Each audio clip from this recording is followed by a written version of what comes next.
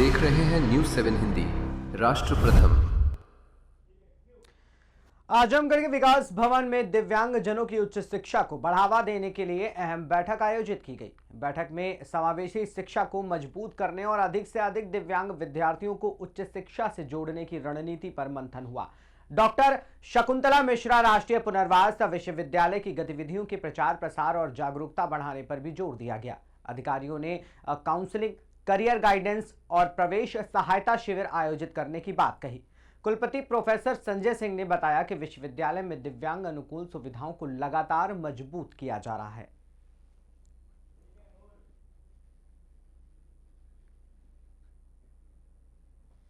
इस संबंध में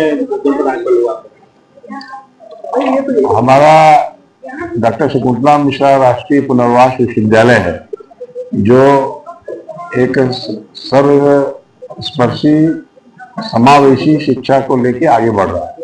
वहाँ पर दिव्यांग विद्यार्थियों के लिए 50% सीट्स रिजर्व है और 50% हमारे नॉर्मल बच्चे पढ़ते हैं। तो दिव्यांग बच्चों की संख्या और बढ़े और समाज के और अपने प्रदेश के विभिन्न कोनों से वहाँ पढ़ने के लिए जाएं, उच्च शिक्षा से कोई वंचित न रह पावे दिव्यांग विद्यार्थी, उसके लिए हम लोग यहाँ पर आए हैं कि हम सबको हम बता सकें कि हमारे यहाँ क्या क्या सुविधाएं हैं और उन्हीं सुविधाओं के आधार पे हमारे यहाँ क्या क्या प्रोविजंस हैं जिसके तहत वो एडमिशन ले सकते हैं और उस पर आगे अपने आप को खड़ा कर सकें और सशक्त बन सकें, समाज में अपने आप को प्रतिस्थापित कर सकें। इसके लिए हम लोग यहाँ पर सबके बीच में बैठक करने के लिए आए। अगर कोई समस्या होगी तो उसको भी हम सब देखने के लिए प्रयास करेंगे।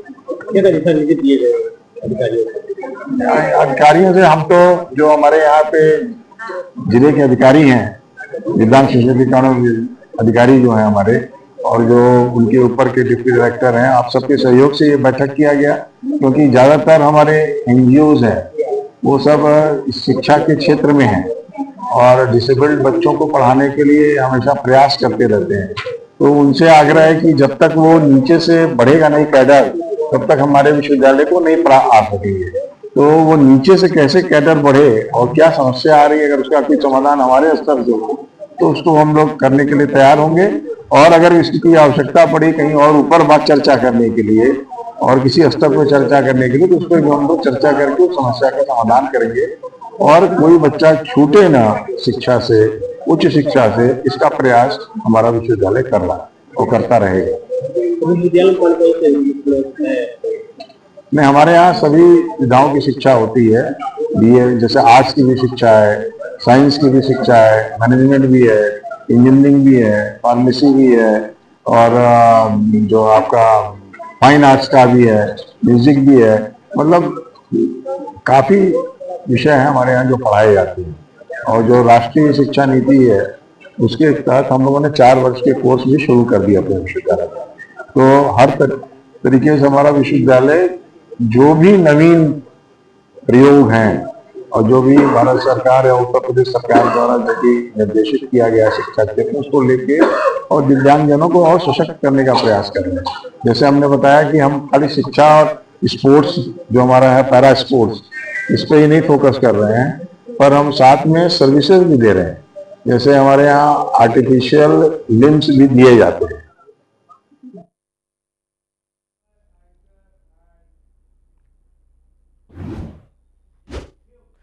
वहीं आजमगढ़ में अचानक मौसम ने करवट लेते हुए भीषण गर्मी से राहत दिलाई। तेज आंधी और तूफान के साथ कई इलाकों में मौसम सुहाना हो गया और तापमान में गिरावट दर्ज की गई। हालांकि तेज हवाओं के चलते कई जगह बिजली आपूर्ति बाधित हो गई, जिससे लोगों को परेशानी भी उठानी पड़ी।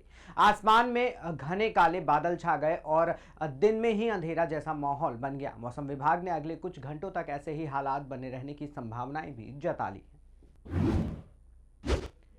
वहीं प्रधानमंत्री नरेंद्र मोदी ने 594 किलोमीटर लंबे गंगा एक्सप्रेसवे का लोकार्पण किया। हरदोई से वर्चुअल उद्घाटन के दौरान बुलंदशहर के सियाना क्षेत्र में भी भव्य कार्यक्रम आयोजित किया गया, जहां एलईडी स्क्रीन के जरिए कार्यक्रम का सीधा प्रसारण हुआ। इस एक्सप्रेसवे से पश्चिम और पूर्वी उत्तर प्रदेश के बीच यात्रा समय घटकर करीब 6 से 7 घंटे रह जाएगा। 12 जिलों को जोड़ने वाला ये प्रोजेक्ट विकास, निवेश और रोजगार को नई रफ्तार देगा। प्रभारी मंत्री अरुण कुमार सक्सेना ने इसे प्रदेश की आर्थिक लाइफलाइन बताया। लोकार्पण हो चुका है गंगा एक्सप्रेसवे का, उनमें कितने इंटरकनेक्ट है और कितनी बड़ी सौगात माने बुलंदशहर के आवाम के लिए, जनता के लिए? ये पूरा 36,000 करोड़ की योजना है और बड़ी योजना है, बड़ी उपलब्धि उत्तर प्रदेश के लिए। एक कोने से दूसरे कोने को छूने वाला है। अभी मेरठ से प्रयागराज तक हुआ है, इसके बाद लिंक एक्सप्रेस में जो सहारनपुर को जोड़ेगा और लास्ट में सोनभद्र उसको जोड़ने का काम करेगा। साथ ही साथ जो हमारा जेवर एयरपोर्ट है, जो एशिया का सबसे बड़ा एयरपोर्ट है, उसको लिंक करेगा और वो बुलंदशहर का जो NH है उसको लिंक करेगा। उसके बाद डायरेक्ट जो है इनायतपुर के पास में एक लिंक और है और फिर सीधा जेवर और जेवर से नोएडा चला जाएगा। इसलिए हमारे लिए बहुत बड़ी उपलब्धि है इस बुलंदशहर के लिए। कारण है इसके क्योंकि इसके आसपास एक तो लाखों वृक्ष लगेंगे इसके, तो वातावरण अच्छा होगा। उसके साथ साथ ये आर्थिक रूप से हमें यहाँ औद्योगिक पार्क लगेंगे, यहाँ वेयर हाउसेज आएंगे, तो हमारे नौजवानों को एक बड़ा रोजगार मिलने का अवसर मिलेगा। साथ ही साथ ये जो है हमारे किसानों के लिए एग्रो पार्क इस पर बनने वाले हैं, जिससे किसानों की जो उपज होती है उसको अच्छा दाम मिलेगा। तो ये सबके लिए, नौजवानों के लिए, किसानों के लिए, व्यापारियों के लिए एक नया आयाम इसलिए देने वाला है कि इसके माध्यम से जगह जगह जो है औद्योगिक हब लगेंगे। ये आर्थिक रूप से हमें मजबूत करने वाला है एक्सप्रेस के लिहाज से भी महत्वपूर्ण माने, चूंकि बताया जा रहा फाइटर जेट तक इसमें उतर सकेंगे। नहीं, ये बड़ी बात। उत्तर प्रदेश पहला ऐसा राज्य है जहाँ सबसे अधिक जहाँ उतर सकते हैं, प्लेन उतर सकते हैं, वो चाहे यमुना हो या उसके बाद जो बुंदेलखंड बना हो या अपना ये गंगा एक्सप्रेस पे बना हो।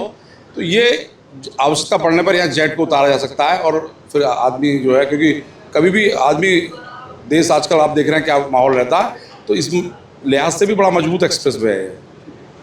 और कितनी बड़ी सौगात? ये बहुत बड़ी सौगात है। बुलंदशहर का डेवलपमेंट होगा और बुलंदशहर को एक नहीं 2 सौगातें मिली हैं। अभी जेवर एयरपोर्ट और ये हमारा गंगा एक्सप्रेसवे, दोनों बहुत यूपी की सबसे बड़ी है। ये गंगा एक्सप्रेसवे 594 किलोमीटर लंबा है, जो प्रदेश का सबसे बड़ा एक्सप्रेसवे है। और ये जो है इससे हमारे बुलंदशहर को बहुत ज़्यादा रोज़गार मिलेगा। यहाँ पे इंडस्ट्रीज आएंगी, यहाँ लोगों को काम मिलेगा। उसके अलावा किसान की उपज का सही दाम मिलेगा, वो कहीं भी ट्रांसपोर्ट कर सकता है। हमारा एग्रीकल्चर प्रोडक्ट समय से सही हालत में दूर दूर तक पहुँचेगा। उसके अलावा यहाँ पे कोल्ड स्टोरेज और हमारे फूड प्रिजर्वेशन के बहुत सी इंडस्ट्रीज लगेंगी, उससे यहाँ के लोगों को रोज़गार मिलेगा, किसान की आमदनी बढ़ेगी और दूर दूर तक बुलंदशहर का सामान पहुँचेगा। कितने लेन का एक्सप्रेसवे है? ये अभी तक 6 लेन का बना है और इसको एक्सपेंशन के लिए 8 तक की गुंजाइश है। कितने घंटे में यात्रा देखिए जा सकती है यहाँ से प्रयागराज के? यहाँ से प्रयागराज का मैं समझता हूँ 5 घंटे में, क्योंकि मेरठ से 6 घंटे का रास्ता है, तो यहाँ से तो 5 घंटे का होगा। और यहाँ बुलंदशहर में कितने लिंक दिए हैं? टोटल कितने लिंक है इसमें? देखिए, बुलंदशहर में कितने लिंक दिए ये तो मैं एकदम नहीं बता पाऊँगा, लेकिन यहाँ से जेवर एयरपोर्ट तो डायरेक्ट लिंक दिया है। उसके अलावा और भी कुछ जगह दी जाएंगी ताकि कनेक्टिविटी रहेगी। 19 लिंक जी हाँ, पूरे हाईवे में दिए। जी हाँ, 30 जगह उतार दिया गया, 30 जगह। ठीक, चलिए। श्रुति की शादी की तैयारी शुरू हो गई? हाँ, और आज शादी के गहने भी लेने हैं। हाँ, तो बस सीधे कल्याण ज्वेलर्स चले जाइए। कल्याण में अब मेकिंग चार्ज प्रति ग्राम सिर्फ 199 रुपए से। सबका कल्याण, है ना?